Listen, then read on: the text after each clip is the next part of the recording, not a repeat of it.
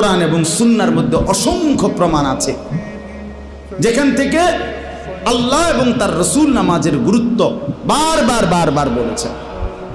আল্লাহ আমাদেরকে বুঝার তৌফিক দান করেন। আমাদের নবী সাল্লাল্লাহু আলাইহি সাল্লাম সারা আলমের জন্য নবী, সারা কায়নাতের নবী। তো এত বড় শ্রেষ্ঠতম নবী পেয়ে আমরা যদি তাকে মূল্যায়ন না করি, তার কথা পালন না করি, তো এর চাইতে উত্তম আর কে হবে? এর চাইতে উত্তম আর কে আসবে আমাদেরকে বুঝাবার জন্য? নবীজির চাইতে উত্তম আর কে আসবে? কেউ আসবে। সর্বশ্রেষ্ঠ ব্যক্তি আল্লাহ তাআলা আমাদের জন্য দান করেছেন।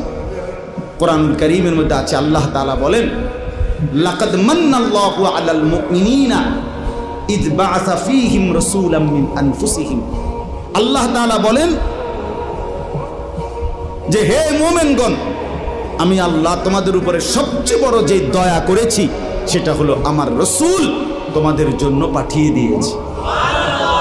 এই পৃথিবীর সব কিছু আমার নিয়ামত, কিন্তু এগুলো আমি সবাইকে দিছি, কিন্তু আখেরি